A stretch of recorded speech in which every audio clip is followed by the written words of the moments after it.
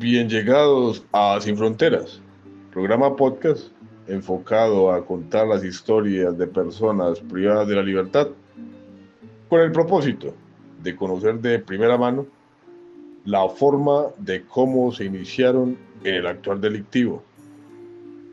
El fin de las entrevistas tiene como intención y determinación la prevención del delito, creando conciencia en las personas que las escuchan para la no repetición. El día de hoy nos acompaña Michael Brian Reyes Naranjo, de 36 años de edad, condenado a 40 años por los delitos de homicidio, concierto para delinquir, porte ilegal de armas, extorsión, entre otros delitos. Señor Brian, bienvenido a su programa Sin Fronteras. Muy buenas tardes, muchísimas gracias por ser invitado a este excelente programa. Señor Brian, cuéntenos un poco de usted, de su vida, de las circunstancias por las cuales está en la cárcel. Claro que sí, sí señor. Bueno, mi nombre es Michael Brian Reyes Naranjo, el alias Brian la 38. Tengo 36 años, vengo de una familia no muy numerosa, soy el hijo mayor de 2 hermanos más. Mi madre y mi padre son fallecidos violentamente debido a todo lo que es delitos. Viví en un mundo de toda la vida rodeado de ladrones, de prostitución, de droga en general. Bueno, señor Brian, este sector que usted menciona, la 38, ¿es en donde? ¿En Bogotá? Sí, señor. El sector de la 38 en Bogotá es el sector donde se encuentra la plaza mayorista Abastos, que es la que dirige el comercio de mercado a todas las ciudades en Colombia. Ya. Señor Brian, cuéntenos cómo fue su infancia. Mi infancia fue rodeada, como le digo, entre bandidos, prostitución, drogas, porque el sector es un sector donde 24 horas está abierto. Entonces el sector está rodeado de gente de la calle, de recicladores, de prostitución, de trago, de venta de estupefacientes, del hurto callejero a diario, porque toda la gente llega a comprar allá, entonces estaba rodeado de todo eso. Señor Brian, ¿no tuvo usted la forma de estudiar? ¿No le gustó estudiar? Cuéntenos esa parte de Claro su que infancia. sí, yo tengo mi bachillerato hasta los 18 años, presenté papeles en Ibagué para policía, ingresé a la policía, me mandaron para la escuela del Espinal. En ese momento yo era contingente tercero del 2008. Ah, y alcanzó a ser parte de... Sí, señor, yo pasé todos los papeles porque yo fui bachiller, mi mamá siempre me dio, gracias a Dios, todo el estudio, soy bachiller. Como era una familia muy poquita, yo solo otro hermano, entonces tuve todo lo que un niño quiso. Dentro a la policía del Espinal, y en ese momento existía el curso de agente, no existían los patrulleros todavía. En ese momento yo había salido de prestar servicio militar en el batallón número 15, Policía Militar. Entonces fue muy fácil entrar a la policía. Cuando yo llevaba 8 días de haber ingresado a la policía, no estaba acostumbrado al calor. En el primer permiso me regreso a la casa. Mi mamá fue comerciante del sector toda la vida. Ella tenía en ese momento 3 puteaderos, O sea, negocios de negocios de mujeres. mujeres, donde ella me dice y me ve agotado, quemado, cansado, y me dice: mijo, ¿usted por qué quiere ser policía? Si se va a ganar, en ese tiempo ganaban como 950.000 pesos. Entonces ella me propone y me dice que es administrando un negocio y yo le pago 1.000.000 cada 8 días. Su mamá le propuso Sí, de... porque ya no me quería, ya me vio sufrir mucho allá y todo, y ella no quería que yo fuera policía. Entonces yo, al ver en ese momento 18 años, no tenía hijos, nada, y rodeado de tantas mujeres, pues yo me quedé y yo no volví a la policía. Señor Brian, ya usted en ese momento tomó la determinación de trabajar en los negocios de la familia. Nos comenta que su mamá se dedicaba al negocio de la llamada prostitución. ¿Cómo, cómo, cómo es esa vida? O sea, cuéntenos. Bueno, esa vida es una vida nocturna. rodeado de alcohol, lujos, lujuria, deseo, ambición, trago, drogas. En ese momento usted solo piensa en disfrutar, siendo el hijo de la dueña, administrador, joven, sin familia, sin nada, y 24 horas rodeado de solo mujeres, pues es la mejor vida. ¿Se entiende? Entonces yo vivía contento, administraba el negocio, lo atendía, también era mesero, salía y jalaba a la gente. Bienvenido, caballero, por este ladito, chica, show, rumba.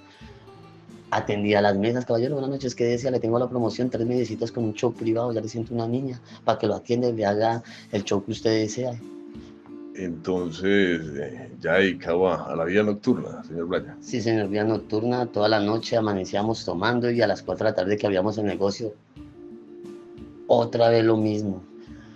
Abríamos el negocio, hacíamos aseo, llegaban las mujeres y otra vez, y así todos los días, los 7 días de la semana. ¿Por qué? Porque el sector se prestaba, lunes, martes, miércoles, era 24/7 y siempre llegaban camiones. Los mujeres cansados de ir, venir, que lo que buscaban siempre descansar con sus muchachos. Entonces, todos los días era la misma rutina, para nosotros no había sábado, domingo, era diario.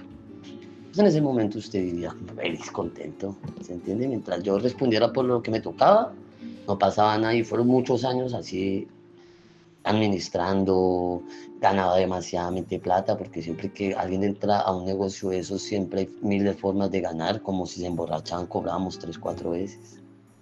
Como que la putica le quitaba el reloj, el celular al man y le llamaban al administrador y iba a mitad. Siempre usted vivía con plata, rodeado de trago y rodeado de putas, pues ¿quién no le va a gustar esa vida? Allí también figuraba la droga. Sí figuraba la droga, pero figuraba muy poquito. Cada negocio vendía su consumo de perico, porque pues cuando hay alcohol la gente prefiere el perico. No existía nada más de droga, vivíamos todos en paz, todo estaba bien, todos tenían sus mujeres. Problemas leves, que el cliente le pegó a ella, pero nada que no se pudiera manejar. Ya. Señor Brian nos relata que ya lleva varios años en esa vida, en administrar los negocios de su familia, entre mujeres, trago, vida nocturna. Pero bueno, una vida normal. ¿En qué momento cambia su vida? ¿Cómo llegan los problemas? ¿Cómo llega usted a delinquir? Perfecto. En el momento que yo llevaba esa vida se delinquía muy suave, que era como le explicaba, el hurto a los clientes, o sea, cosas muy leves, muy grandes. Mi vida cambia cuando la alcaldesa Claudia López se encarga de acabar la famosa L, La el L en Bogotá, Bronx, el Bronx, el Bronx en Bogotá, la L, los Saiyajines. Pasa y acontece y sucede que ahí... Los Saiyajines, cuéntenos, ¿qué son los Saiyajines? Los Saiyajines eran los que llevaban en ese momento el sector del Bronx, que O sea, eran los que un grupo eran los encargados de la seguridad de la L, donde se vendía 24 horas la droga. Entonces, la administración en ese momento decide acabar con la L y ellos, ¿qué les toca hacer? Dividirse para los barrios de Bogotá. O sea, se expandieron. Sí, se expandieron y tenían que agruparse en algún lado donde otra vez les volviera a dar fruto a ellos. Pues, ¿qué pasa? La 38 era 24 horas rodeado de habitantes de la calle, de chatarrerías, de prostitución. Lo mejor que pudieron haber hecho es, vamos para allá. Señor Brian, época, tiempo, ¿qué se desarrollaron esos hechos? Pues en realidad las fechas no, porque usted sabe que eso, pero eso fue antes de la pandemia. Antes de la Sí, pandemia. señor, yo me acuerdo mucho porque la pandemia fue la que hizo que yo creciera. Gracias a la pandemia estoy aquí y fui lo que fui antes. Si la pandemia no llega, yo creo que no estuviera yo aquí. Sí, señor. Entonces, bueno, llegaron esos grupos allí, los tales Saiyajines. Llegan los grupos a buscar zonas y vieron esa zona vulnerable y como en ese momento no había una organización en la zona, sino todo era conocido, familiar, porque como yo le digo, yo soy criado toda la vida ahí. Pues la voz más de esa zona era mi mamá.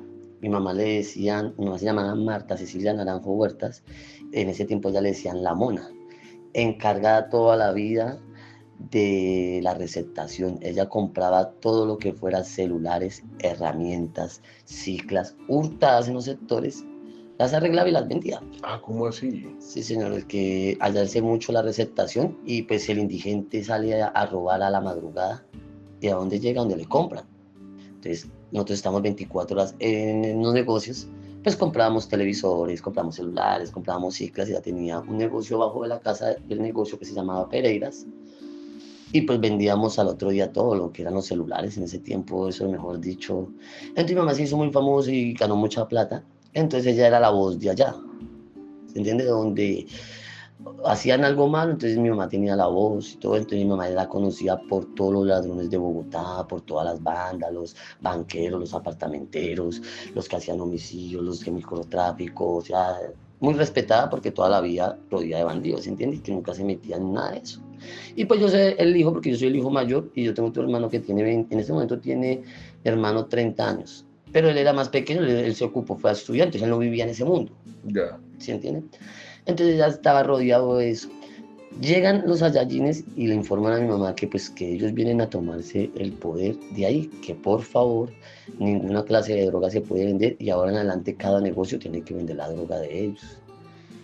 Mi mamá disgustada le dice a ellos que ella, si quieren, pueden tomarse todo lo que ellos quieran, que ella no tiene nada que ver con la droga, era simplemente la prostitución y su receptación, que no hay ningún problema, pero que no está de acuerdo que vengan a dañar la zona, porque pues ahí pasan niños, o sea, nunca se vio lo que era bazuco, nunca se vio lo que era marihuana, nunca se vio todo eso. Y al sonar en las noticias que los Saiyajines, nosotros sabíamos que ya era una cosa muy grande, entonces ya los comerciantes empiezan a reunirse, la misma policía del sector, que era el sector Cay Caldas, ya empieza como a reagrupar y a hacer reuniones que, bueno, no vamos a permitir, que por favor denuncien, que una cosa, lo otro, donde mi mamá pues en ese momento no veía la magnitud del problema, y ella decide no tomar la propuesta que ellos les dicen.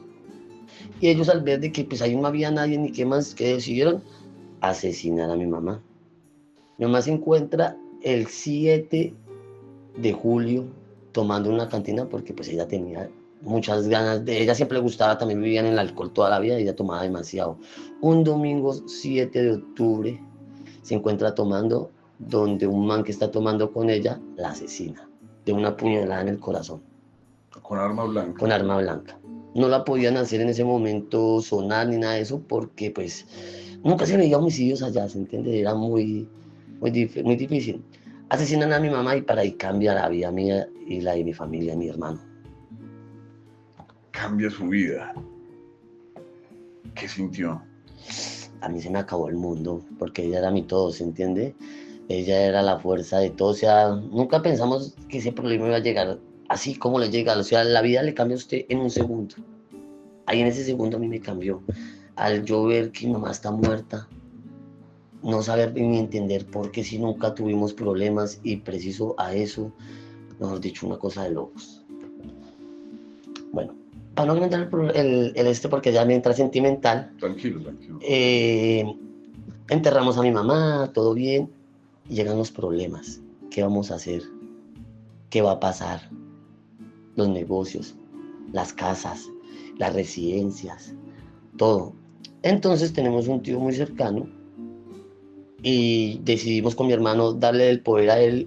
No lo tomamos nosotros, mi hermano ni yo, sino darle a él la voz, porque allá no había poder. Le damos la voz, le decimos, bueno, nosotros nos vamos a quedar con Pereiras para subsistir, porque te quedamos con una hermana de 15 años. ¿Cuántos eran ustedes? Nosotros somos 3, pero entonces mi hermano y yo somos del mismo papá, ya mi hermana es de otro papá, ¿se entiende? Yeah. Y la consentía a mi mamá, una niña adolescente, 15 años cumplidos, se le muere la mamá. Entonces era muy difícil, entonces yo ya me encargo de hablar con mi hermana, le digo, bueno, yo me encargo de la noche, usted se encarga del día. La noche, los negocios de noche, y él se encarga de los negocios del día, que es todo lo legal. No se mete en nada de lo ilegal, si me meto yo me voy ilegal. Decidimos darle a un tío la potestad. Ahí llega la ambición de él. Nos quiere sacar a nosotros de ahí, ¿sí entiende? O sea, el propio tío. Sí, el propio tío empieza a decirnos que nos compra las casas, que nos compra eso, que nos compra la finca, que nos compra los caballos, que nos compra una cosa. Y en ese tiempo, cuando, siempre lo he dicho, cuando dejan una herencia y no la dejan escrita, es el peor error que pueden hacer, porque ahí llegan las peleas. Entonces entramos en una discusión con mi hermano y mi hermana, que yo quiero esto, que yo esto, que vendamos esto, que eso está mal hecho. Un conflicto entre la familia. Un conflicto interno. Sí. Bueno, en el momento los Saiyajines dijeron, ganamos. ya nos vamos a meter a la zona. Están esos chinos se van de miedo y chao. ¿Qué pasa? Que mi tío también ya conocía más o menos de eso y dice, vamos a pelear la zona y no la vamos a dejar. Ah, ya. ¿Se Su tío entiende? entonces Sí, toma entonces la toma la vocería y... vocería y habla con ellos y les dice que no, él tiene más asociados y más gente conocida del este, ya busca a otros señores, otras organizaciones, las organizaciones se paran duro también y dicen, no, allá no, llegan grupos que paramilitares, que nosotros somos Paracos Águilas Negras, que vamos a cuidar, que no sé qué, entonces ya él se integra en ese sentido y no pueden entrar ese grupo de los Saiyajines, no entra.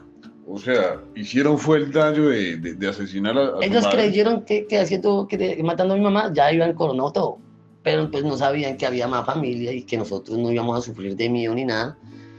Entonces, eso, ellos no pueden ingresar en sí a la 38. Entonces ya se queda mi tío, ya empieza la ambición y todo, pero llega el problema más grande que es el desplazamiento de la gente venezolana en Venezuela. Empieza esa gente a sufrir y empieza a llegar la gente de Venezuela, las mujeres de 18, 19 años, con niños chiquitos, aguantando hambre, no teniendo dónde dormir, sufriendo, queriendo una oportunidad y los colombianos no se la dan, que es lo más fácil, que la muchacha, mujer joven, se coloque una minifalda, bonitas, y se vayan a los negocios a pedir trabajo, donde una mujer en ese tiempo cobraba colombiana 60.000 pesos y era rápido, no quiero, o sea, había muchas condiciones porque ya se creían las intocables. Llegar una mujer de Venezuela a ganarse 20.000 pesos, 10 minuticos rápido, pues era lo mejor. Para ese mundo, para el Claro. negocio. Entonces, hubo un sector de mujeres venezolanas que se dedicaron a la Sí, llegaron como 5 o 6 al prostitución. principio Ya. y eran las mejores que teníamos en el momento. Se empelotaban, se desnudaban, hacían de todo, económicas, no decían no, lo mejor. Y ellas tienen a la amiga, tienen a la prima, tienen a la otra. Y entonces empezaron, mira, que nos está yendo bien. Ellos le dicen reales a la plata. Miren, me estoy haciendo los reales, menor, llégate. Ya. Y en un momento a otro me doy de cuenta y ya las colombianas no quieren trabajar. Entonces mi negocio se llamaba Pereiras, ahora pasó a ser Aragua, que es un estado de Venezuela. Ya, usted nombra el anterior negocio, Pereira, lo menciona Aragua, Aragua, que es un estado de Venezuela. ya, le da esa razón social al Sí, de negocio. una. Solo trabajo con venezolanas. Oh, Entonces en el momento los colombianos querían a las venezolanas.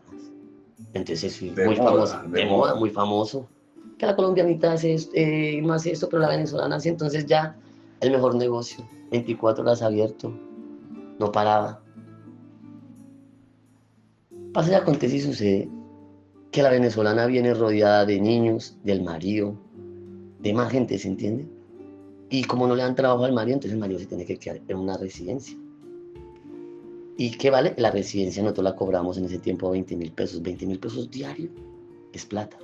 Más la comida, más los pañales, más una cosa. Entonces ya al ver que la mujer no le alcanzaba para todo, pues había problemas entre ellos y como vivían en la pesebrera, que se ¿Qué es la llamaba, pesebrera? la pesebrera es, mi mamá tenía caballos de paso, a ella le gustaban mucho los caballos, entonces tenía como una bodega llena de eso, entonces nosotros decidimos acabar con los caballos porque generaba mucha plata y no nos gustaba y eso tocaba estar muy Gastos. pendientes, sí, gastos. Decidimos sacar la pesebrera, hicimos unas piezas a 15.000 para los venezolanos, para todos los de mi negocio. Ah, les alquilaron. Sí, les alquilamos. Entonces creé una pesebrera con 100 piezas, solo para venezolanos. Y la mujer que me trabajaba en el negocio no pagaba. Ya. Pero los maridos no se podían quedar en la casa ya todos, fumando marihuana, haciendo cosas. Entonces, ¿qué decidí? Darles trabajo también a ellos.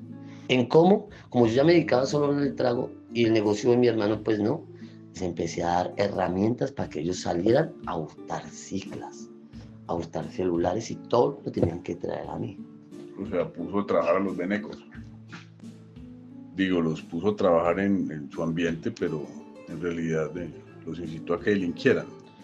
Sí, señor, porque pues en ese momento a ellos no les van a dar trabajo, vienen indocumentados, vienen mal vestidos, vienen mal comidos, entonces era muy difícil darles un trabajo bien. Entonces, como ellos venían de sufrir, estaban dispuestos a cualquier cosa. ¿Qué tiempo duró esa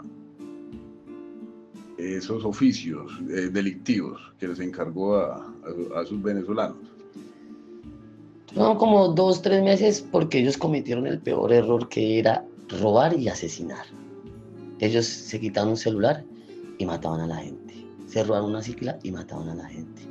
Y las noticias: asesinaron por una cicla, asesinaron por un celular, los extranjeros llegaron, y empezó lo malo para ellos, a discriminarlos más. Ya sabían que los venezolanos eran los que robaban, los que mataban, por eso, y llegaron los problemas. Se incrementó en Bogotá el homicidio por el hurto, hacen un consejo de seguridad y deciden llamar a migración, y los venezolanos que están indocumentados a empezarlos a sacar. Bueno, ¿y por qué asesinaban? ¿Por qué matar a alguien por un celular? Quitarle la vida a alguien. Porque en el momento ellos vienen de una zona de Venezuela que no les importa matar. Para allá en Venezuela ellos tienen un arma como común y corriente, y acostumbrados a que allá no roban porque allá les regalan todo, y acá el colombiano a forzar y a no permitir, y ellos al ver de que no se pueden venir sin nada y quieren los reales, como ellos dicen, les tocaba pegar una puñalada y no pensaban a dónde, y los asesinaban. Entonces, en el Consejo de Seguridad que hay en Bogotá, empiezan a decir que van a prestar más presencia en los sectores donde se encuentran los venezolanos. Después se nos llena a nosotros el problema de las autoridades, los grupos de la SIGIN, los grupos de todo. Ahí es donde llega mi primera captura por receptación. Ah, usted fue detenido con anterioridad. Sí, señor, yo fui retenido por anterioridad por el delito de receptación.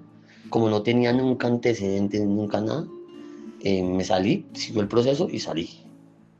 Pero ya tenía la SIGIN a la vista, ya sabían a dónde venía el problema y todo eso. Entonces, ahí por cosas del destino llega la pandemia, que era que nadie podía salir, llega el COVID-16 y eso llegaba fuerte, todo el mundo asustado. COVID-19. 19. Y llega todo el mundo asustado. ¿Y qué pasa? Pues como yo tenía como 100 venezolanas y 100 venezolanos, no los puedo sacar a la calle. ¿Qué voy a hacer con ellos? Para alimentar, para aguantarme los niños, para los pañales, para una cosa. Entonces se me pone la situación dura. Unos se van, otros se quedan, no podíamos salir ni podíamos nada. Entonces, en ese momento, la gente salía mucho en cicla. No habían buses, no había nada. Para su trabajo era cicla, para su esto. Seguimos hurtando ciclas. ¿Y siguieron asesinando a las personas? No, ya no. Ya les enseñé, ya les dije que no se podía hacer eso, ya aprendieron. Entonces decidimos a tumbarlos. ¿Cómo a tumbarlos? Cuando subían a los puentes, los empujaban y salían con la cicla. Llegaban al sector de la 38, las pintábamos, les colocábamos calcomanías, las publicamos en Marketplace y todos los días vendíamos 6, 7 ciclas. Más caras. Entonces ya había una forma de subsistir todos, porque hasta yo, ¿se entiende? En el sector de la 38, el comercio de la plaza siguió común y corriente porque tenía que suministrar alimento a la comida, a la gente. Y llegaban los clientes a golpear, que si había chicas, que si había esto. En ese momento conozco yo al problema del tren de Aragua, que es el teniente de la policía. ¿Cómo así que el teniente? Cuéntenos esa parte. El teniente de la policía es un oficial, subteniente Flechas Tenorio, comandante del CAI Caldas. Una persona ambiciosa a la plata, una persona que no le importaba nada, y al ver de que la pandemia se le acaba y que no tiene cómo generar dinero, pues busca la oportunidad de hablar conmigo. Y me dice, en ese momento me decía flaco, porque en ese momento no me decían Brian la 38, me decían flaco, usted tiene herramientas para hacer plata, yo tengo el poder para que usted haga la plata y podemos estar tranquilos todos y aprovechar esta oportunidad. Y yo le digo, ¿cómo? Y me dice, abra el negocio a puerta cerrada, divida eso con esas polisombras que hay en la calle que usted... Sí. Me dice, divida el salón de baile porque no podemos colocar música a mucho volumen.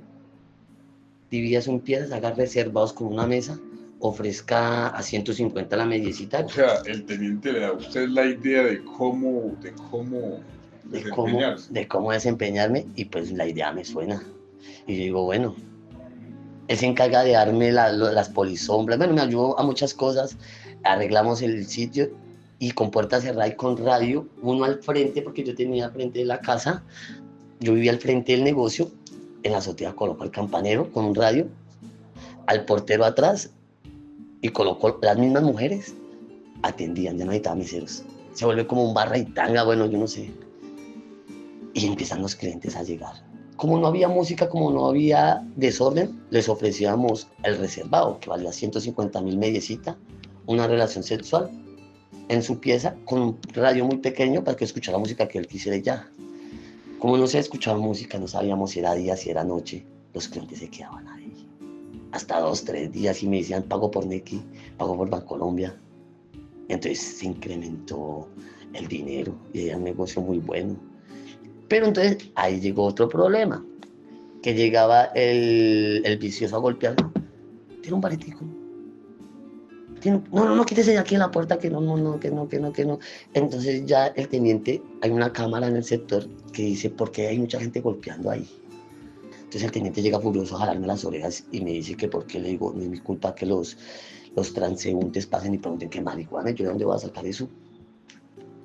Bueno, en esa negociación o ese acuerdo que usted hizo con el teniente que nos menciona, ¿cómo, cómo fue la división de ganancias? La división de ganancias era fácil. Yo hacía el trago, yo tenía las mujeres. Liquidábamos una venta, digamos, de 2 millones de pesos, sacábamos lo que invertíamos en el trago, lo que le teníamos que pagar a las mujeres y la ganancia era mitad y mitad. Un momento, ¿usted hacía el trago? Sí, señor. Yo hacía en ese momento el trago antioqueño, el trago viejo de Caldas, el Santa Fe y el Néctar Verde. O sea, usted vendía su negocio de licor adulterado. Sí, siempre. En un negocio siempre se vende trago adulterado. ¿Por qué? Porque la media vale 35.000 pesos en ese tiempo.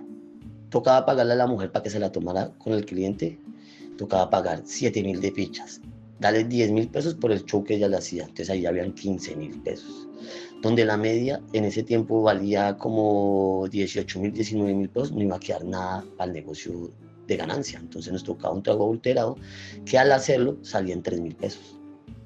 3.000 pesos. 3.000 pesos. ¿Usted no pensó de pronto en los daños que podía ocasionar a las personas que consumieran ese licor? Le digo la verdad, el trago era la receta original, bien hecho, y me gustaba antes tomar más ese trago que sabía que lo hacía yo bien hecho, a no otros tragos peores. Entonces, en ese momento, toda la vida, en todos los negocios, tienen que vender trago adulterado, porque si no, el negocio no les va a generar ganancia. Me crié en un mundo de trago, que en ese tiempo yo tenía como 29, 30 años, nunca me pasó nada. ¿Qué me iba a pasar al último? Nada. Y ya estaba la gente acostumbrada. Es más, yo me tomaba un trago original y no me gustaba. Me daba más malo que el trago adulterado. Entonces mi vida toda fue así. Entonces nunca le pusimos cuidado a eso. Nunca tuvimos un problema de que quedaron ciegos, de que mueren. No, nunca. Entonces el trago yo lo hacía. Yo mismo, las que vendía las botellas, las lavábamos al otro día, le pegábamos la falda que se llama al sticker, hacíamos el líquido, todo normal. Eso ya pasa a ser la grafadora, que esa es otra historia. Ya, regresamos a los muchachos que estaban tocando constantemente el negocio. Exacto. Entonces llegaban a tocar y el teniente me llegaba bravo, que mire, que me están regañando, que no sigamos con la sociedad y tal. Entonces yo al ver que me generaba mucha plata, yo le digo, no, ¿cómo no? Pues denme una solución. Si quiere, pues tráigame una libra de marihuana, porque yo no estaba dedicado al microtráfico. ¿Se entiende? Le dije, tráigame unas 2 libras de marihuana si quiere y armamos a esos venezolanos que nos armen esos pegados y los ponemos allá afuera a un cliente y las vendemos y pues eso como que sirve. Entonces el man al ver de que esto me dice, no, yo no voy a permitir. Entonces le digo, bueno, entonces acabemos la sociedad y ya lo que fue. Los primeros 3 días que en la sociedad, al ver que no le daba, yo le generaba a él 4 millones diarios de ganancia. 4 millones. Sí. Al ver que al otro día, que 3 días no le llegaron 12 millones de pesos, me llama y me dice, ya le tengo las libras de marihuana. Digo, le quedó más fácil buscarlas que decirme en el momento que sí. Y entonces ya ahí, bueno, otra vez volvimos, sí, yo en ese tiempo me compré una casa. Y dije, no, esto la plata que siga la pandemia. Entonces decidimos hacer baretos para quitarnos a toda esa gente. Y en media hora, yo me acuerdo tanto que ese muchacho acabó las 2 libras de marihuana. Y llamó al teniente y le digo, ya se acabó, tráigate las 2. Y me dijo, ¿en serio? Le llevo 4. En ese ir y venir, de negocios con esa persona que representaba la autoridad en la zona. ¿Qué pasó luego? Al ver que era más rentable y más ganancioso el microtráfico, nos olvidamos del negocio. No, no nos olvidamos, sino nos enfocamos en eso porque pues ya empezaron a incrementarse que los muertos, que el contacto, que el tapabocas, entonces ya nos empezó a dar un poquito más de miedo. Entonces solo atendíamos clientes que de verdad conociéramos quién era y que trajera su carnet con su vacuna. Ya. Entonces pues ya teníamos otra renta más buena que era el microtráfico. Entonces, al vender 2 libras de marihuana en media hora, el teniente trajo 4. Ya se vendían en 1 hora 4. En 2 horas se vendían 8. Ahí llegó ya a empezar los habitantes de la calle que si teníamos la sustancia conocida como el bazuco, donde en ese mundo me daba miedo. Era el que más le temía yo, que nunca quería o pensaba que lo iba a tocar. Pero por circunstancias del destino y de la vida lo toqué, dándome de cuenta que era muy rentable económicamente. O sea, lo tocó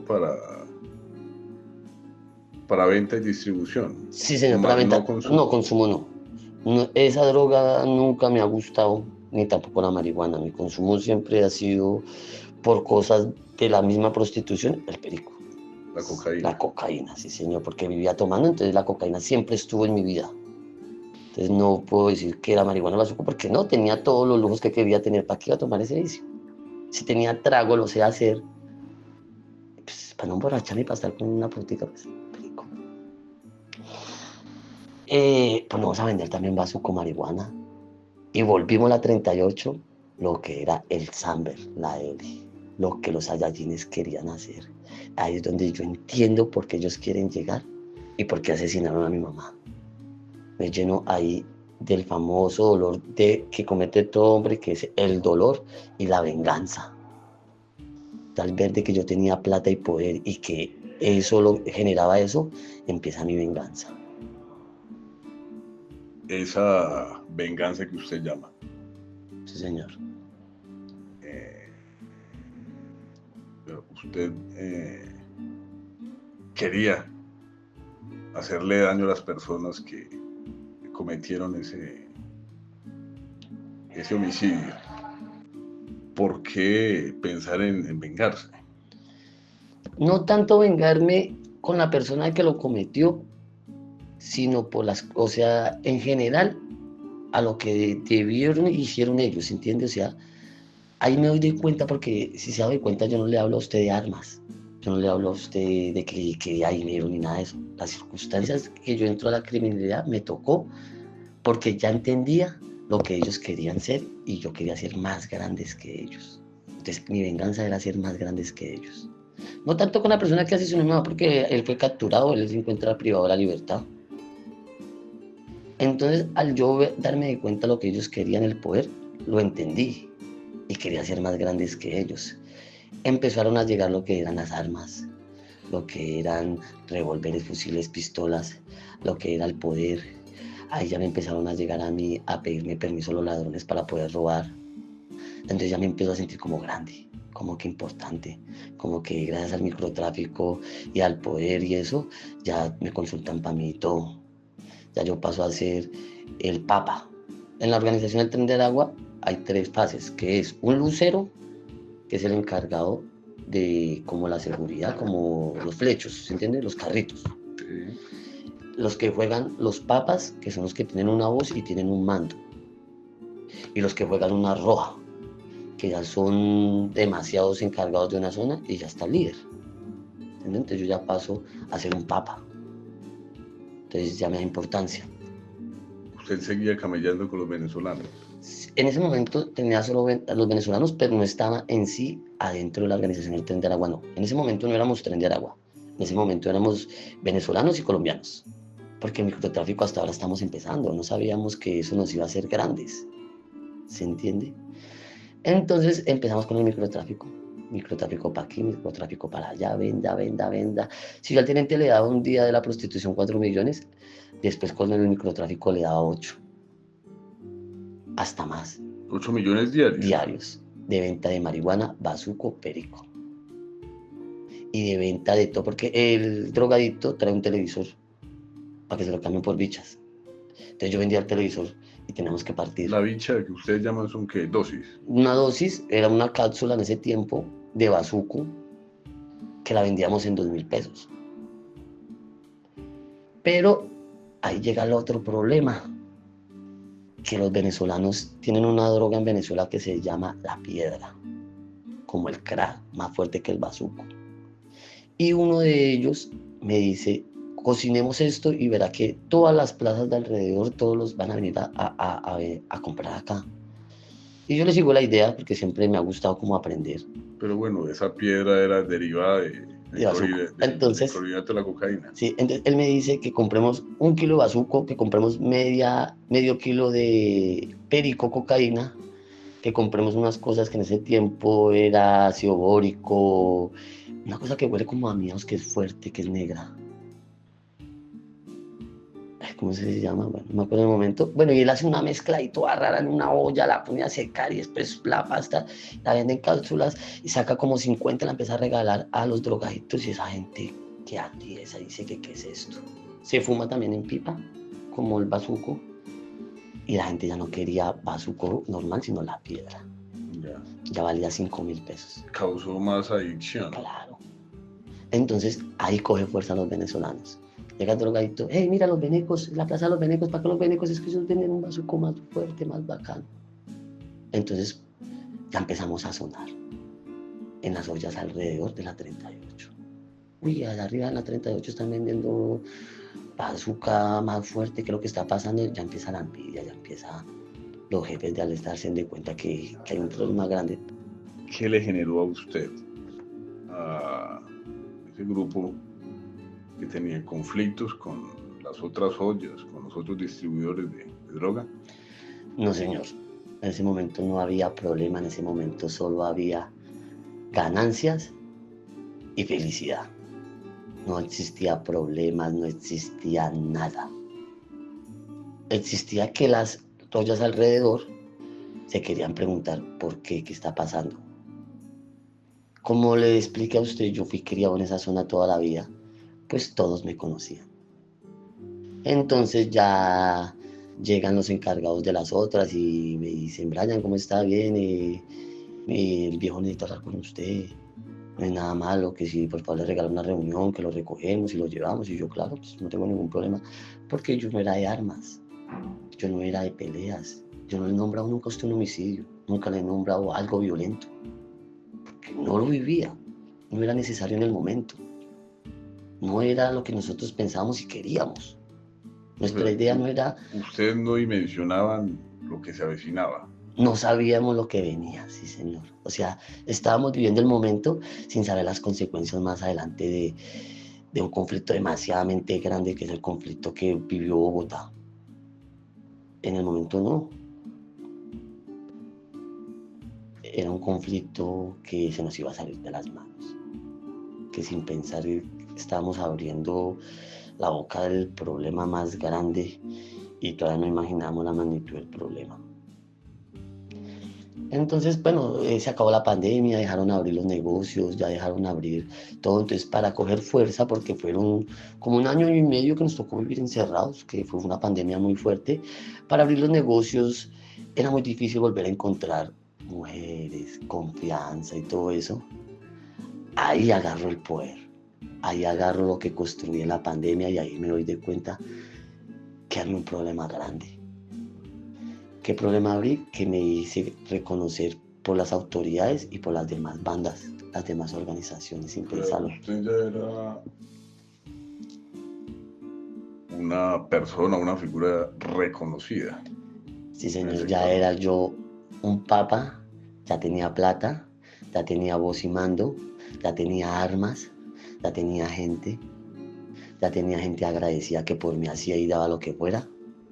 Me había ganado la confianza desde el año y medio, 2 años de la pandemia, de todas las mujeres. Respeto, la autoridad me respetaba, la autoridad ganó conmigo. Los otros de las ollas ya sabían que ese man ya tiene mucha gente, ya tenía voz y mando, ya tenía plata, poder, ya tenía todo lo que yo quería. Entonces Se acaba la pandemia y los negocios alrededor quieren abrir, quieren recuperar todo lo que perdieron en su pandemia. La gente quería recuperar los de los otros negocios y no tenían mujeres. ¿Quién tenía las mujeres? Brian. ¿Quién tenía los venezolanos? Brian. Entonces llegaba la vecina que me vio crecer del negocio Tropichou. Mi hijo, ¿cómo está? Bien, mi hijo, bueno, gracias, ya con respeto, ya conmigo. Mi hijo, yo quiero abrir un negocito, no sé qué piensa, no, sí, claro, madre, tranquila, usted me conoció toda la vida, usted me cambió un pañal, usted me conoce, no hay ningún problema. Sí, pero es que no tengo mujer, ni tengo nada. Entonces le digo, listo, yo le colaboro, pero bajo una condición. El trago me lo compra a mí, la droga me la compra a mí, las mujeres son mías. Y en este sector no se hace nada sin mi permiso. Al ver que no tenían más opciones, claro, mío, sí, señor. Entonces seleccioné a las mujeres. 15 mujeres para ese negocio allá. Le mandé 2 cajas de aguardiente, le mandé 2 cajas de ron, le mandé en ese tiempo 15 tubos de perico del perfume con una carita feliz. Mi logo fue carita feliz. Porque me cambió la vida y estaba feliz. Entonces ese fue mi logo, la carita feliz. ¿En qué momento ya llegan los conflictos? ¿En qué momento llega ya que se determina la felicidad efímera que vive usted en ese mundo? La felicidad se me acaba cuando las demás ollas me llaman y me dicen que los venezolanos no, que los venezolanos una cosa, que lo otro, yo no podía ser desagradecido con ellos, entonces ya empiezan las amenazas. Que venezolano que vea para aquí lo voy a matar. Que venezolano para eso, entonces me reúno con ellos y les digo, bueno muchachos, nos están amenazando de muerte, nos van a matar. Y a ellos me dicen, ¿le tienen miedo a eso? Nosotros no. Pásenme una pistola, un revólver y yo me encargo de la zona de cuidarla. Armo a los venezolanos y creo el grupo de la seguridad en la 38, empistolados, armados. Solo ciudadanos venezolanos. Venezolanos. Nunca trabajamos con colombianos, porque a ellos no les gusta trabajar con los colombianos. Me aceptaron a mí porque les di la mano y todo eso, pero ellos hasta desconfían de mí también en el momento, ¿se entiende? Ellos decían que el venezolano no, que el colombiano no, y que el colombiano no, y que no, y que no, y no lo querían, y no lo querían, y no, y no, y no, y no. Entonces nunca trabajé tampoco con colombianos, porque para ganarme la confianza de ellos, ¿entiendes? Entonces yo ya empecé a hablar venezolano. ¿Qué eche mamá huevo, becerro? ¿Tú qué, bruja? Ya me volví venezolano, se me olvidó que era colombiano, ¿se entiende? Entonces ya al teniente como que lo felicitan allá en la policía porque la zona bajó el hurto, bajó las quejas de los vecinos, ya lo empezaron a ver que está haciendo un trabajo bien y mientras él estaba contento, yo estaba contento. Ya llegó la magnitud de que todos los negocios eran de venezolanos, vendía yo 100 cajas diarias de trago, todo estaba perfecto, todo estaba espectacular, ya tenía yo un grupo de 100 personas de mi confianza, que éramos los trabajadores de todos los días. ¿Cuándo se inicia la guerra? Aquí viene la guerra. La guerra viene porque empiezan a llegar venezolanos con un poquito de mando en Venezuela a querer crecer.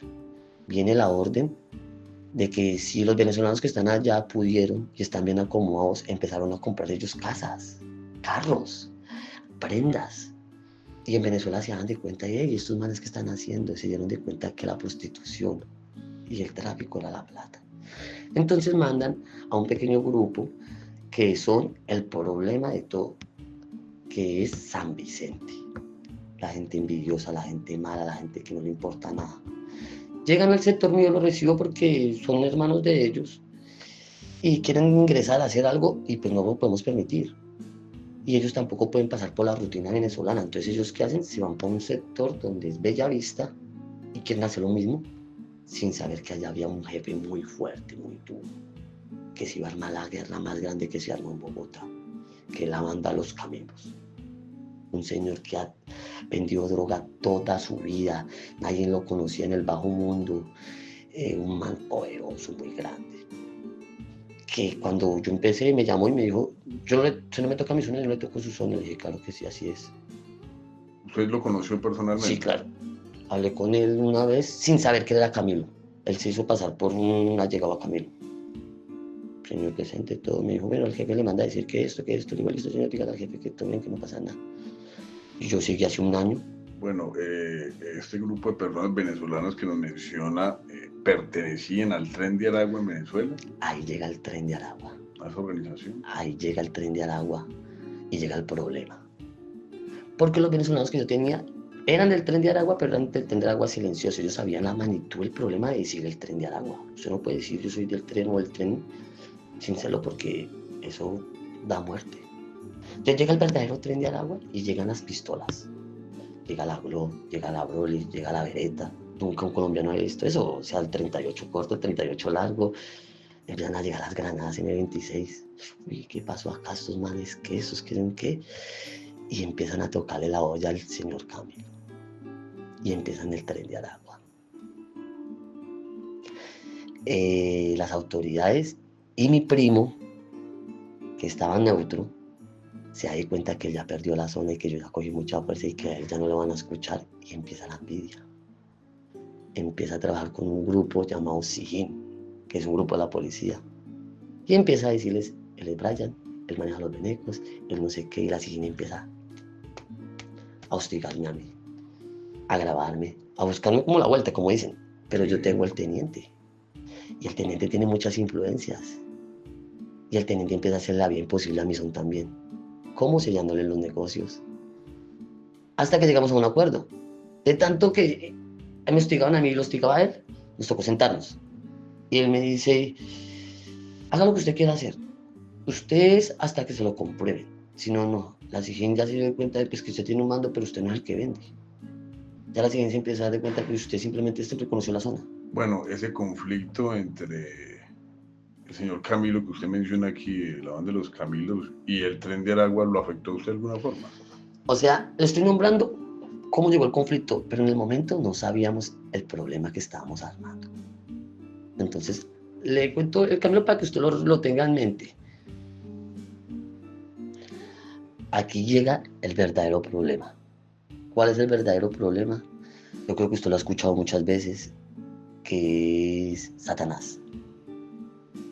Que es un personaje que voy a hablar de él porque es mi amigo, fue mi amigo, mi confidente, mi hermano, el que me enseñó lo bueno, me enseñó lo malo. Alma bendita que en paz descanse, que se llama Pablito. Que la misma organización nos hizo matar, siendo una mano derecha de ellos. O sea, el Tren de Aragua. El Tren de Aragua. Llega Pablito y llega el señor Satanás, que en ese tiempo no le decíamos Satanás, en ese tiempo se llamaba el Gocho. No era nadie. Me vendía a mí los baretos. ¿Se entiende? Pero tenía conocimiento y tenía gente grande, porque él es de otro estado, él no es del estado de Aragua, sino él es Gocho. Pero era reconocido allá en Venezuela. Y Pablito era aragüeño y era muy reconocido porque era un asesino, el asesino más asesino. Y ahí es donde él me enseña a matar. Le enseña a Me matar. enseña a matar porque yo nunca pensé en matar, nunca me sabía que la vía del crimen era el asesinato. Me enseña. Yo le digo, yo nunca he matado a nadie, me da miedo. Y él me dice, tiene que perder el miedo y le toca matar. Porque lo van a matar a usted en cualquier momento. Y yo no lo quiero, me toque matarlo a mí, a usted. ¿Cómo así? Él me dice así sin saber lo que me decía y no lo entendía. Yo en ese momento, tan bobo, usted me va a matar, weón. Y me dice, más adelante me va a entender por qué. Y va a saber el error que usted cometió.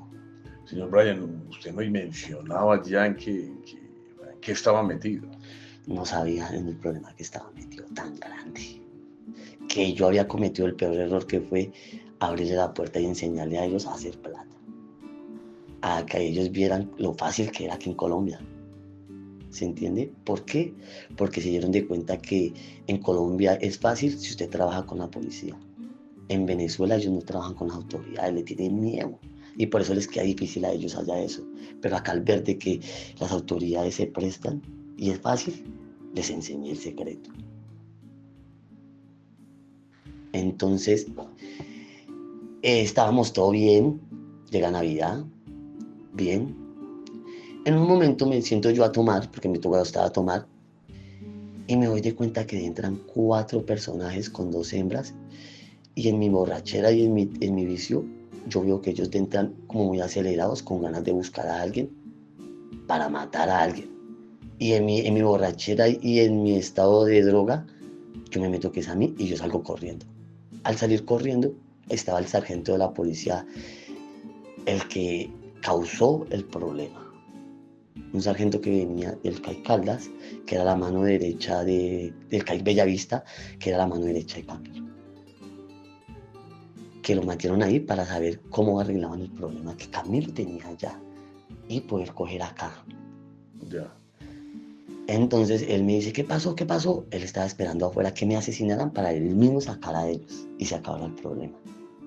Pero no contaron que, pues, yo siempre he dicho que en la vida de uno manda Dios. Cuando él le diga a uno, ese día es, el resto no. Salgo yo corriendo, voy con los muchachos, me iban a matar, los muchachos dicen que yo estoy en una nota, que yo estoy en esto, y empiezan los problemas para mí. No, que habrán periqueado y tomado, que lo van a matar, que eso nos causa problemas, que no sé qué, y mandan a un papa más que yo, para que coja la zona y que yo me relaje porque ya estoy muy psicoseado. Entonces no me bajan el mando, pero sí me ponen a otro personaje que manda más que yo y ya todo va para él. Entonces pues yo no me da envidia, sino ya empiezo como que mejor. Ya me estoy viendo muy acá involucrado, ya me iban a asesinar, ya como que ya en la tapa de la olla, mejor que sean ustedes con ello. ¿Se entiende? Sin embargo, yo con mis negocios y todo. Empiezan los homicidios en Bogotá, empieza una pelea que en las noticias decía, se están peleando los venezolanos con los colombianos. Empiezan los homicidios en la 38. Empiezan a matarme a la gente, al taquillero, a las trabajadoras sexuales. Y empiezan uno a uno a matar a todos los que yo tenía de confianza. 1, 2, 3, 4, 5. ¿Qué pasó acá? Un problema. ¿Por qué nos atacan? Saben la hora que están afuera, saben todo. ¿Quién es? ¿Será Pablito, que es el asesino más asesino, y el Tren de Aragua no lo dejó a él ganarse un puesto y él se fue ofendido para otro sector y lo tomó y lo peleó duro y se lo ganó? Nos puede estar atacando él, nos puede estar atacando la misma policía. O Brian, porque le pusieron otro, está atacando silencioso. Eso pensaba la organización en el momento. Nos llenamos de miedo todos, hasta yo. Ya no quiero llegar al sector. Todos los días un homicidio, y los míos, hasta que me mataron a todos. Las mujeres corrieron, se fueron. O sea, le asesinaron a todas Todos. las personas que estaban con usted. Sí, yo tenía 30 de confianza, que era la nómina que pagaba, y me mataron a todos. Me quedo con solo un personaje que se llama Alma Bendita, Tito Masacres. Entonces, le asesinan su gente. Usted estando en ese mundo, ¿por qué no se defendió? Fácil, yo no era delincuente, yo no era asesino, yo no era un criminal, yo simplemente era un comerciante de la zona que me tocó porque asesinaron a mi mamá y se me daban las oportunidades. Si se da cuenta, yo nunca le he dicho a usted maté o que yo tuve un arma, no, y me daba miedo. Pero también recuerda que el personaje Pablito me había dicho que para yo ser lo que tenía que ser me tocaba matar y asesinar. Ahí comprendí que tenía razón, que me tocaba aprender a matar. Si yo quería ser grande, me tocaba también ser fuerte y empezar a delinquir, a empezar a ser criminal. O me dejaba matar. Eran esas dos opciones, o mataba o me dejaba matar. Pero ¿qué pasa? Estaba solo, no tenía ya nadie. Tenía plata, pero no tenía nada. ¿Se entiende? Porque no tenía la gente, o sea, quedé solo. Entonces, había al lado mío un muchacho que se llamaba Tito, y él una vez me dijo a mí, yo soy familiar del jefe duro de Venezuela de la organización, pero yo nunca le puse cuidado porque nunca sabía la magnitud del problema, ¿se entiende? Y yo pues nunca, nada, me lo matan a él y yo voy y lo entierro a él, me llama la mamá y me dice, mi hijo, yo quiero ir por el cuerpo de mi hijo. En ese tiempo yo me acuerdo que todos los días que sacábamos a uno de la funeraria de la morgue era un problema, porque no nos entregaban, porque quedaban como NN, porque tenían que mandar un papel a Venezuela para que cotejaran que era él. La mamá llegó y vivió en mi casa 15 días porque se demoró 15 días en el cuerpo la mamá. Le di comida normal porque yo tenía plata y pues, no salíamos del apartamento y todo. Llegó el día de enterrar y me tocó enterrarla a él con mi esposa, la mamá y yo. Lo enterré, le di un entierro muy bueno, normal. La señora muy agradecida siempre. Se va para Venezuela. Yo me quedo 3 meses encerrado en mi casa, asustado porque ya estaban dando 500 millones de pesos por mí, vivo o muerto. ¿Quién ofreció esa recompensa? Los Camilos. Perdemos la zona porque nos mataron a todos. Llegaron los Camilos a la zona. ¿Se entiende? Llegaron a la 38. Pero la gente no los quería. Estaban cansados de ellos porque llegaron con una ideología muy diferente y asustados que yo podía atacar. Pero lo que ellos no sabían era que yo estaba solo. Yo ya no tenía a nadie. Desesperado en ese momento me acuerdo tanto que yo, asustado con mi esposa y mi hija, porque yo tengo una esposa y una niña, no tengo nada más. O sea, mi mundo de ocupación de toda la noche, conseguí a mi esposa, que duré con ella 13 años. Y debido a eso, pues tengo una niña de 12 años. Entonces no me dediqué a hacer hijos ni nada de eso, porque pues yo siempre vivía ocupado. ¿Qué pasó? Duré 3 meses encerrado, asustado, tenía miedo, me quería ir, pero detrás de mí venía un problema grande, que era que la organización Tren de Aragua pensó que yo fui el que hice el cambio. Ya. Entonces dan la orden de matar a Brian, de matar a la hija y a la esposa. Mandan a Pablito, lo contactan y al Gocho. Y les dicen, tienen que matar a Brian, si no les matamos a su familia en Venezuela. Y ellos eran los únicos que podían llegar a donde yo estaba. Y yo les tenía confianza, comían en el mismo plato mío y todo.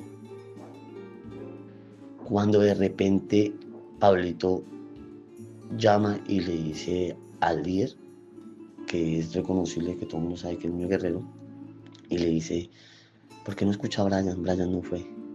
Yo sé a dónde viene el problema. Escúchelo. Usted es sabio. Además le voy a decir una cosa.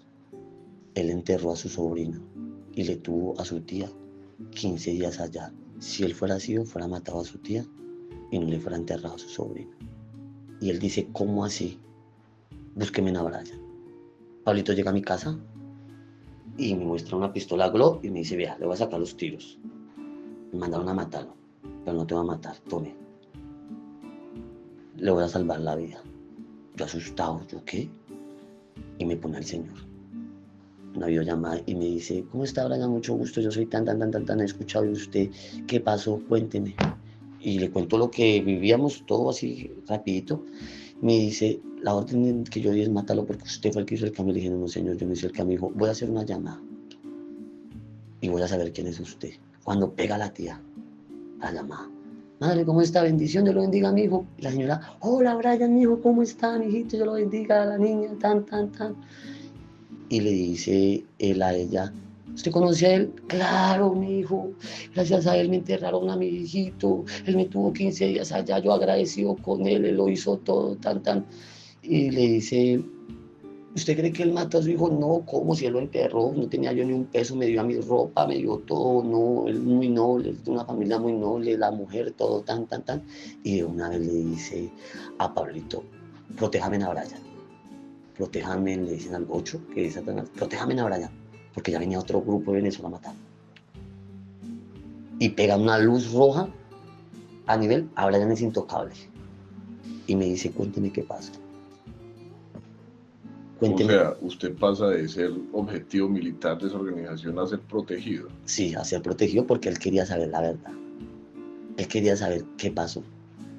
Porque los envidiosos que se metieron al caño, que buscaron el problema, no le decían que ellos fueron los que se metieron al problema, se metieron calladitos sin autorización de la organización, bajo cuerda. Él necesita una explicación por qué ellos hicieron eso, que mataron a una gente que no tenía nada que ver. Y para venezolano, que mata a venezolano, es un problema. Entonces le dan la orden a Pablito que cojamos un avión a Cúcuta, en Cúcuta nos están esperando y que yo tengo que llegar a Venezuela. Ahí conozco Tocorón, la cárcel venezolana de Tocorón. ¿Usted viaja de aquí de Colombia a Venezuela? Sí, porque me iban a matar. Y mi única salvación era ir. Ahí fue donde me enseñaron que usted con sus razones llega a China, si lo vayan a matar. Pero llega. Llego yo, cogemos el avión, Llegamos a Cúcuta, en Cúcuta en la frontera por la trocha nos está esperando el tren de Aragua, los veo uniformados de guardias venezolanos, pero eran ellos fusilados y todo, me llevan hasta Tocorón y conozco Tocorón, Tocó en la cárcel. la cárcel. Conozco una mesa sentada con más de 30 señores de edad, todos emprendados, todos con fusiles. Conozco los papas, gente súper delicada, que me dicen, hey chamo, siéntate ahí y cuéntanos. Yo asustado, yo no sabía la magnitud del problema. Me relajan, me dice, relájese, tranquilo, no le va a pasar nada, si es para matarlo ya lo fuéramos matado, todos en pistolas y todo eso. Y le empezó a contar. Y ellos sabios porque en una lírica que es como un juicio entre malandros, me escuchan y saben que lo que estoy diciendo y le genero confianza y dicen, no, este chino no es, este chino no ha matado. ¿Por qué? Porque me cogieron y me dieron una pistola y me dijeron disparar. Le dije, no, yo no sé disparar. Yo no sé qué es eso. No sé ni cómo se carga. A mí pasa un 38, yo sé que es martillo para atrás y disparo. Entonces ellos dicen, no, este man no fue, este man no salió, este man tan. Y así entre ellos hablar, sabios y tal, se dan de cuenta cuál es el problema.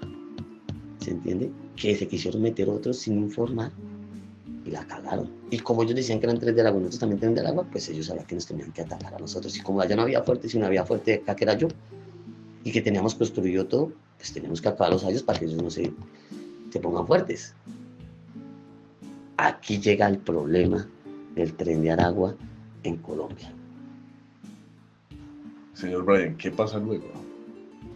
Ahí llega el problema del tren de Aragua, como le digo, porque yo me quedo en Tocorón 5 días y la orden es venirme con 20 personas, con 30 pistolas calibre Glock, con peine de 32 y con 100 granadas. ¿Cómo me vine allá a Venezuela? En ese momento existía la gente que caminaba, los venezolanos que caminaban de lado a lado y mandan a 30 hombres con 30 mujeres y niños a caminar desde Cúcuta hasta Bogotá, echando mula, todos armados y todo. Mientras tanto que yo me iba con el Gocho, con Pablito, con Panal, con más gente de confianza a la seguridad. ¿A qué? A buscar una casa donde los ibas a meter, porque la 38 la teníamos perdida. No teníamos a dónde llegar. En mi apartamento no cabía toda esa gente. Entonces yo llego, alquilo casa, los metemos y me dicen a mí, Brian, le toca aprender a matar. Le toca aprender a usar una pistola. Porque si usted no aprende a usar una pistola, lo van a matar, marica. Y es su vida.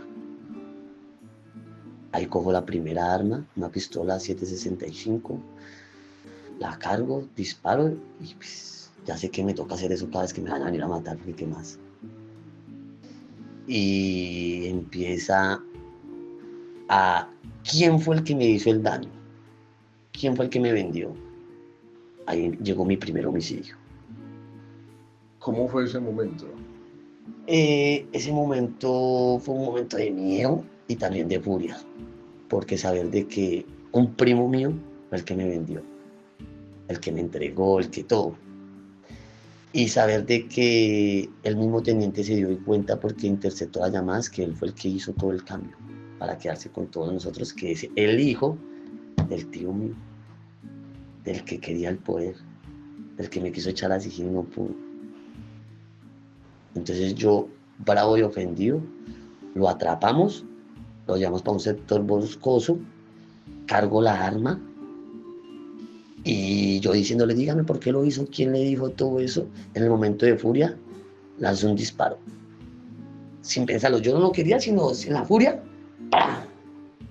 Y le pegó acá en el tórax y él cae para atrás. Y ahí me dice Pablito, felicito, ya mató el primero. Y yo no creo. ¿De verdad? Me dice, claro, está muerto, marica. Y yo no, temblando. No, mentiras. Oye, primo. Y me dice, pegue el otro en la cabeza porque no sabe. No, marica, yo cómo voy a matar a mi primo, marica. No, ya está muerto, huevón, pero pegue el otro para que. Yo no soy capaz. Que le pegue el otro, no vea que ya está muerto, vámonos. No fui capaz. Yo no le pegué el otro. Porque yo no la quería matar, ¿se entiende? Sino que la furia ya me hizo. Ese fue mi primer homicidio. Luego de usted cometer este acto, ¿Qué pensaba, señor Brian, en ese momento? En ese momento entendí que me tocaba matar para recuperar lo mío. Y que nadie más lo iba a hacer sino yo, porque yo era que conocía toda la zona, conocía todo el sector. Me sentía como un poquito... No era yo en el momento, ¿se entiende? No, cada vez yo había matado a nadie ni yo, ¿qué hice? Pero entendí que me tocaba, porque era mi vida. Entonces, en ese momento yo vivía entre el miedo, la zozobra, quería saldar con esa gente que yo no era y no me enfoqué en mis sentimientos ni en mis pensamientos, sino que me tocaba actuar. O sea, ya pasó mi personaje a actuar, a ser bandido, que ya maté el primero, me toca matar el segundo, el tercero, si quiero volver a recuperar lo mío. Así como nunca me imaginé que iba a tener ese poder, tampoco me imaginé que también iba a volver un asesino, sin miedo y monstruo. Porque después de que mato eso al otro día, me dicen, aquí está botado, dos de ellos llegué y yo, palito, vamos que allá están los manes, y maneja usted que yo los mato. En adrenalina de una, como los vi, me bajé la moto y pam, pam, pam, pam. Los asesinó. Sí, sin miedo, sin nada, ya eran tres. ¿Qué sentía usted ya? No, ya en ese mundo, en ese momento de querer recuperar, ya ni sentía nada. Y nos íbamos para una casa cercana y a la media hora, acá hay otros dos y otra vez. Y sin mentirle, en el día matamos 6, 7, así. Entonces ya no me di cuenta en qué momento fue eso, ¿sí entiendes? Ya el otro día le tocaba a Pablito, ya el otro día le tocaba así, pero los otros tres recuperamos la 38. O sea, usted recupera con la ayuda De de la Pablito de organización. Panal, Ya. de la organización, y ahí ya me di cuenta que me volví un criminal, un asesino. Que ahora ya tengo más poder. Ahora soy del Tren de Aragua. Ahora ya juego una roja. Ahora directamente me entiendo con el viejo, con el jefe. Ya no tengo intermediarios. Ya sé que si me toca matar, mato. Ya no necesito a ellos para matar. Ya no necesito a ellos para nada. No es que ya lo pueda hacer yo. Ya lo sé. Ya, ¿para qué ellos? Los asesinos. Te empiezo a asesinar. El teniente me llama y me dice, tengo un problema. Se incrementó el homicidio sicarial. Bájenle a eso. ¿Cómo vamos a empezar a los que nos quedan? Porque nos quedaron. Mátenlos y los pican. Ahí llegan los picados. ¿Quién le dice eso a usted? La misma gente venezolana, el jefe me dice, si no pueden hacer así, toca de algún lado matarlos. Entonces, mátenlos, lo meten en una pieza, consigan un machete, un esmeril, sáquenle filo con dos cosas, un hacha y mátelos. Tal, ¿sabe cómo se hace eso? Yo, no, viejo, pero ¿cómo va a hacer eso? O sea, no era sicario, ahora me va a poner a picar gente. Me dice, Brian, le toca, oye, ¿qué más? Y sí, señor. La primera mujer que piqué fue una trabajadora de Camilo que le decían la gocha, que no copiaba. La atrapamos, la asfixiamos y la matamos. Y la orden era echarla en una maleta de viaje. Marica, que toca picarla, uy, no, a mí me da miedo, ¿no? Que yo no, venga, te les enseño rápido. La misma curiosidad y eso, me doy de cuenta que la abren. Entonces, al abrirla a ella, las tripas y acá es lo que más feo huele. Señor Brian, impresionante el relato. Ya en esa guerra librada con esa banda denominada los Camilos, que se supo por diferentes fuentes noticiosas la violencia que desató en varios sectores en Bogotá. ¿Cómo cae usted preso? Debido a la guerra que tuvimos con los Camilos, de los homicidios que ellos nos hicieron, hay un grupo de la SIJIN que tenía que solucionar eso, o sea, darse ellos mismos la explicación qué pasó.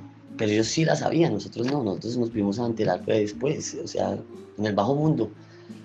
Cuando por obra y gracia del destino, la noticia al día, cae gran banda organizada, los Camilos, caen todos.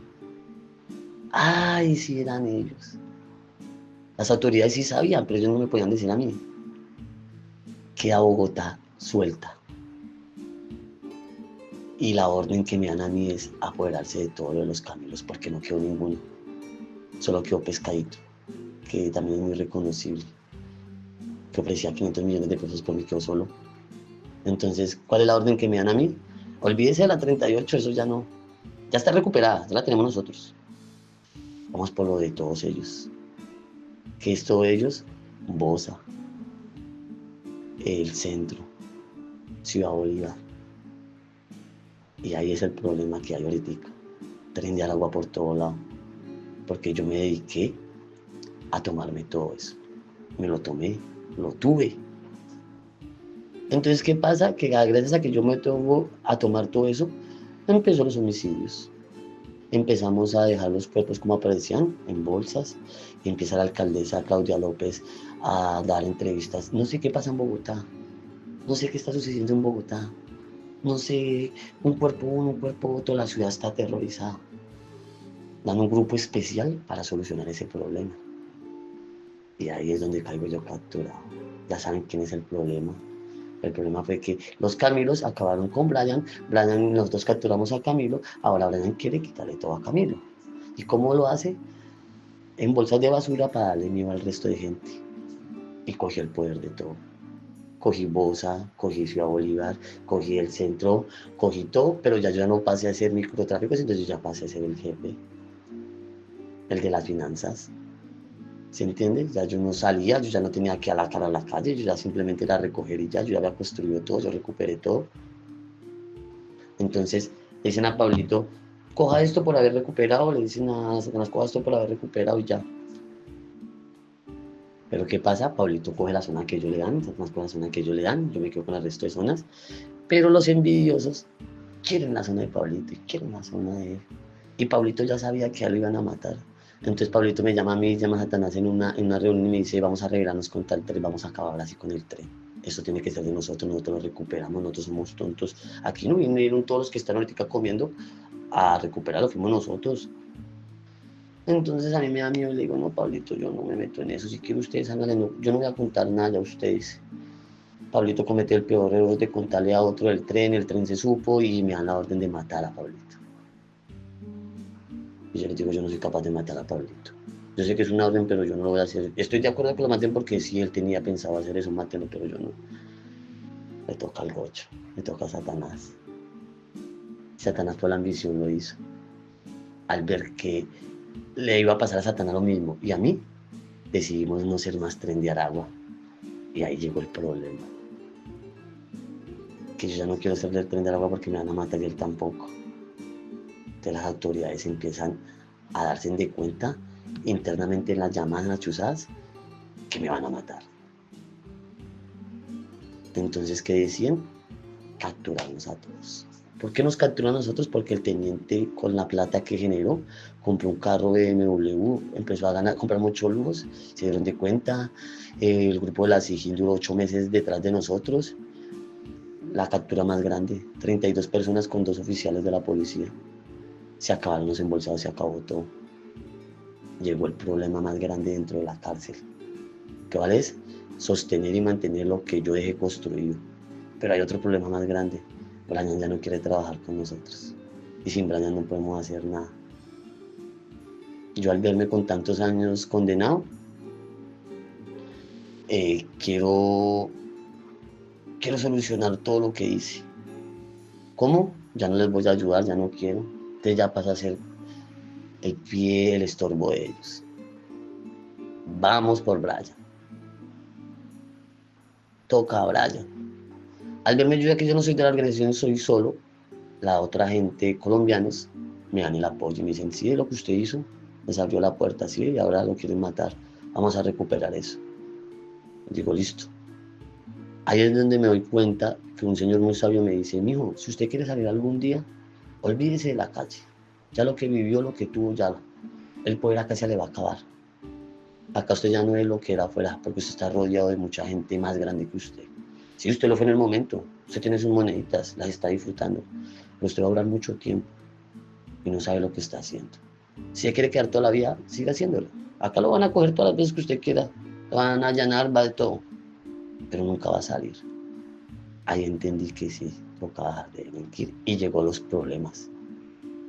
Que fue que quedé solo. Se me acabaron los ahorros, empezaron los traslados.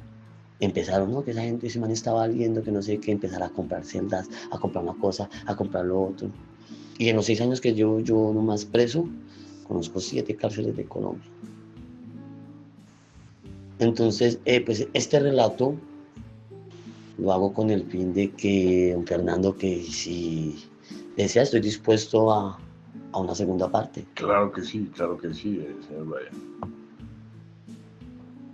Sabemos que vive un conflicto armado en un sector de Bogotá y ya conocemos las circunstancias. ¿Se siente usted arrepentido de sus actuaciones delictivas? Claro que sí, y demasiadamente arrepentido. Quizás aquí fue donde me vine a dar de cuenta de que no era lo debido, a pesar de la guerra, que era mi vida o la vida de ellos, demasiadamente arrepentido. Y si de pronto yo me encontrara un familiar, una hija, una madre de alguna de las víctimas, le pediría disculpas, porque pues en el momento no era la forma de yo actuar. En medio de la guerra habían otras posibilidades de no quitar la vida, pero sí vivo arrepentido. Señor Brian, ¿qué mensaje, qué diría usted a esa juventud, a esos muchachos que se encuentran hoy por hoy tentados, que no saben de los riesgos que pueden acarrear ingresar a un grupo delictivo, a esos muchachos que están delinquiendo? ¿Qué mensaje les puede dar usted en su condición? Bueno, a los jóvenes de hoy en día les diría que no se dejen llevar por querer ser grandes, por querer ser reconocidos, porque todos quieren ser alguien, ¿se entiende? Y lo más fácil es por la mala vida, ¿se entiende? La plata fácil, todo lo van a encontrar fácil ahí, ellos lo que son débiles en la mente y lo ven ahí. Muchachos, hay mejores caminos. Pueden ser grandes no con una banda delictiva, no haciendo el mal, no con la droga. En el momento sí, disfrutan, gozan, pero no trae nada bueno. Hay miles de formas mucho mejores. No se dejen llenar por la ira, por la venganza, por el deseo, porque quiero. No, hay miles de formas de conseguirlo todo, de ser alguien grande, no tener problemas, de muchas cosas, pero por el bien. No se dejen llevar por malos consejos o porque miran o porque vean o porque mire si es del barrio y anda con esa banda y que mejor dicho yo quiero ser igual. No se dejen llevar por eso, que eso no trae nada bueno en el momento, sí, pero a un futuro aquí, donde yo estoy solo, ya no me sirve para nada. Aquí es donde uno reflexiona y se da cuenta que no hay plata, no hay amigos, no hay poder, no hay organización que valga cuando está uno acá. Entonces el consejo le doy, piénsenlo 2, 3 veces, siempre busquen al familiar más cercano, dialoguen, hablen, hay miles de oportunidades, lo escuchan. Siempre cuenten las cosas, los deseos, que hay miles de caminos de cómo hacerlo, no por el mal. Señor Brian, agradecemos su presencia, agradecemos su relato, su experiencia, ya que este programa está orientado a prevenir a esas juventudes, a esas personas que vienen detrás de nosotros, para advertirles de que el delito no paga y que la cárcel es sumamente dura. La cárcel no es buena, no es buena la cárcel. Acá perdemos mucho. Señor Brian, altamente agradecido nuevamente por su experiencia, por compartirla. ¿Tiene algo más para decir? Sí, señor, muchísimas gracias por la invitación. También muchas gracias por lo que está haciendo, porque es una labor muy buena de que las personas y la juventud escuchen para que no tengan que vivirlo. Es un proyecto muy bueno, lo felicito, me siento contento de que me hayan escuchado, poder después de 6 años contar mi historia, que la sepan y que espero que muchos le pongan mucho cuidado y que también nos entiendan, porque no somos malos. Y que sí, que reflexionen y que no nos miren como lo peor, porque no lo somos. Y que ojalá no caigan en esto, porque no se lo deseo a nadie. Y muchas gracias por la invitación. Bueno, muchas gracias, señor Brian. Nos vemos en un próximo episodio de Sin Fronteras, por la libertad.